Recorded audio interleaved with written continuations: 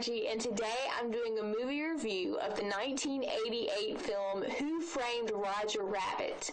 Now, before I start the review for this movie, I just wanted to say that I hesitated to even do a review for this movie because I know how many people absolutely love and adore this movie, and how many people grew up on this movie, and it's a Zemeckis, and it's major, and it's like huge. So, and I hesitate on like these huge films that people love because I'm like, oh crap, that's such a massive undertaking, but I'm gonna try it, so bear with me. Okay.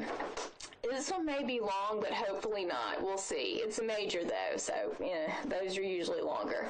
All right, who was in this movie? Well, half of it's, real and half of it's animation, so there's, keep that in mind as I'm reading off the names here. Bob Hoskins, Christopher Lloyd, Joanna Cassidy, Charles Fleischer, Stubby K, Alan Tilburn, Richard LaParmentier, Lou Hirsch, Joel Silver, Betsy Brantley, Richard Riding, and Paul Springer. Whew. Mercy. I didn't butcher those too bad, I hope. Okay, directed by Robert Zemeckis, of course. Music by Alan Silvestri, of course. Edited by Arthur Schmidt. Cinematography by Dean Cundy. Written by Jeffrey Price and Peter S. Seaman. Produced by Robert Watts, Steven Spielberg, Frank Marshall, who also produced The Sixth Sense, Kathleen Kennedy, who often works with Steven Spielberg. She produced Lincoln, which I've done a previous review of, Schindler's List, The Sixth Sense. I mean, the woman loves to produce with Spielberg, and she's worked on everything, essentially. And Don Hahn, who is in more of the animation film, he produced The Lion King and Beauty and the Beast. So if that gives you any connection to what kind of movie this is going to be, that's why I always read off the producers, because you can kind of gauge what kind of movie you're talking and what kind of quality you're talking based on who produced the film a lot of times. Okay, let's get into the basic plot for this one. So this is a live film. Well, it's like a live film, of course it's a live film. All the actors are dead in this movie, by the way. This is like an animated and live action, actual actor, people, mixture of film. And so the basic plot for this movie is that Roger Rabbit is a toon in Toontown, and which is like Cartoon Town, and he is like a film star in Toontown, and he is framed for the murder of the one of the big executives in that town. And so anyway, Who Framed Roger Rabbit, of course, I think the title gives away everything, but Bob Hoskins plays the guy that is trying to find out who framed Roger Rabbit, and he's like a washed up detective.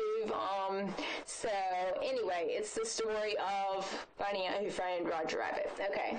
Or if he was framed, do we know? Okay. Alright, so anyway, let's jump into performances for this, guys. Bob Hoskins plays the detective. I thought he had a good performance. It didn't blow me away, but the character on the whole is just kind of lazy and depressing, so I thought he covered that well. I thought he had a good performance. I really did. It wasn't, obviously not one of my favorites, but, it was great. Christopher Lloyd plays the villain in this movie, and Tim Curry, I don't know if any of you guys know who he is, another one of those actors who's literally worked in everything and nobody knows who he is. He was actually auditioned for the role of the villain in this movie, which was played by Christopher Lloyd, and the producers said that they didn't want him to actually play the role because they thought he was a little too frightening. And it is so hilarious because as I was watching this movie, I was thinking, oh my gosh, Tim Curry would be such a perfect villain. And then I read after the film in the trivia that they rejected him because they thought he was too much of a villain, and I thought, oh, he would have just crushed it. But he would have been a little more villainous, definitely, than Christopher Lloyd. So anyway, random facts there. I thought Christopher Lloyd did great. I didn't think there was anything else he could have done to make it better. I thought he seemed very, evil and stuff, but I would have liked to have seen a little more, I don't know. It's like he was just so dark all the time, and I would have liked to have seen like a little more like bumbling villain, like, you know, kind of not stupid villain, but just like he's just so, he like never says anything funny, which obviously he's a villain, but like, you know, there's movies where like the villain says stuff funny or funny things happen to him. They didn't really have any of that. Part of that's the writing, but anyway, I would like to see a little more of that, but that's just me being totally picky. Everybody else here is great. I'm picking out two people, though, out of the cast that I'm setting apart. Richard LaParmentier. Such a great job. Oh, my stars, he crushed it. Okay. And then Charles Fleischer, I hope I'm saying that right. He plays, obviously, Roger Rabbit. What a great job on the voice acting. What a great job. I thought he crushed the voice. It couldn't have been any better. Great, great, great. Okay, so let's jump into this directing, guys. The directing was obviously by Mr. Robert Zemeckis, who, if any of you don't know who he is, which everybody does, but I've got to say it for the ones that don't, he's directed Forrest Gump, Back to the Futures 1 and 2, and possibly 3, I can't remember. Castaway, I mean, essentially the guy's directed everything, okay? He's like, well, not everything, but he's done so many good movies, and he's one of my favorite directors of all time. One of many. I thought that he could not have done a better job in any way, shape, or form. I thought he absolutely crushed it, and he actually, had the screenplay, and then he was trying to get it to be able to make this film for a really long time, and no studio would take it, and then they did, and obviously it was a huge success. So I thought he did such a great job. Let's jump into the editing by Arthur Schmidt. Arthur Schmidt has literally edited everything. He is so epic. Oh my stars. He has edited, I can't even, he's edited so many things, I can't even tell you what all he's edited. He's edited, well, the first thing that's coming to mind is The Last of Mohicans, which I've done a previous review of, but that's, not his best work. He's edited everything. IMDb him. The guy's legit. He won the Oscar, actually, for this, editing this film. I thought the editing was great. It's Arthur Schmidt. What are you going to say? The pacing was good. Everything was great about this editing. The cinematography was by Dean Cundy, who also did the cinematography for Jurassic Park. Great. Loved it. And loved the way that he, captured all the creatures, and the lighting was great. Loved the cinematography for this. The writing was by Jeffrey Price and Peter S. Seaman, who worked together all the time. Great, great writing. I would have liked to have seen a little more comedy, just a little more, witty lines, but I'm being so nitpicky, I know. I do want to touch on this animation department, because they absolutely killed it, and they had to draw, all these characters by hand. It was ridiculous. I mean, they killed it. The animation is great, especially considering that time, but the way that the animated characters interact this so freaking closely with the real guys, Bob Hoskins' character would touch Roger Rabbit and touch him on the head, and it's he's literally touching him. It's so good.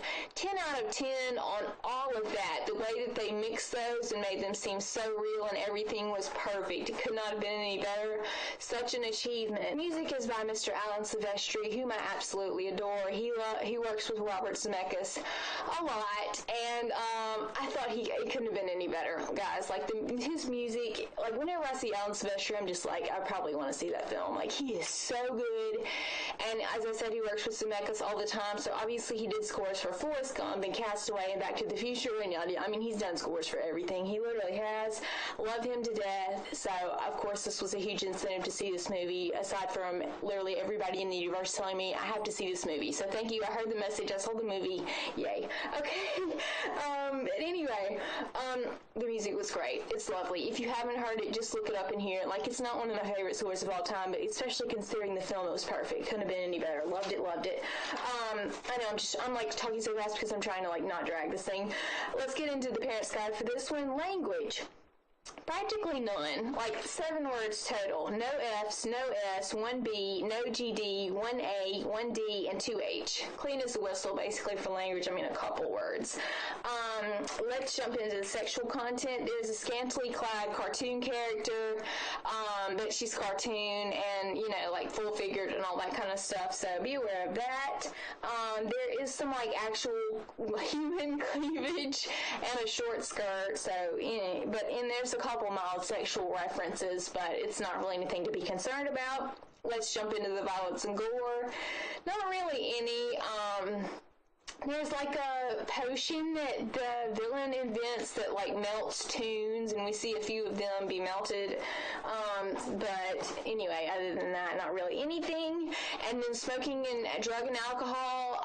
There's smoking and drinking, but it's mild. And the main character, though, Bob Hoskins, is portrayed as a drunkard, and he drinks a lot in the film, but it's not ridiculous. Here are my extra notes for this one. It kind of drags a little bit near the end, honestly. I mean, I was kind of just like, let's have a, everybody wins, hurrah, and end the film, but, I mean, I don't know, it just felt a little draggy to me at the end, but that's just me being nitpicky. The score is 10 out of 10. Bravo, Alan Silvestri. He's so good. Crazy good animation, especially considering the time, but again, the way that the animation actors acted with the human actors was killer, and the way that a penguin would brought in a real tray of food and set it down on the table, and it looks so regal. You're like, that's gotta be, it's killer. It's so good. And so what pioneers the time to do all of that? So epic. So yeah, it's time to rate this one, guys. I'm giving this film 4 stars out of 5. I thought there were some really good voice performances here. I love the directing. I love the music. The editing was good, and obviously Arthur Schmidt won the Oscar for the editing this. The writing was pretty good, and the animation, though, which was half this movie, was 10 out of 10, and that could have been done so badly. And so you just got to give it stars just for that, considering it's 1988. Come on, it was hugely incredible. Would I watch this movie again? I probably would. It's worth seeing once for sure if you haven't seen it. Obviously, I have heard from literally so many people. I can't believe you've not seen Who Framed Roger Rabbit. I'm admitting I have not seen it before. I've reviewed it. So, yeah, I know. You guys are, helping me be educated here. So, thank you for that. But anyway, I've seen it. Yay! Okay, I'm growing here.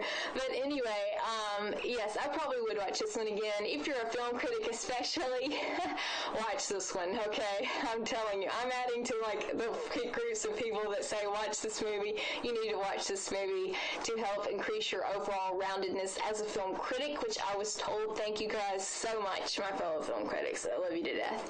Okay, guys, this has been my review of the 1988 Robert Zemeckis film, Who Framed Roger Rabbit. I hope you enjoyed it. I'll see you guys later.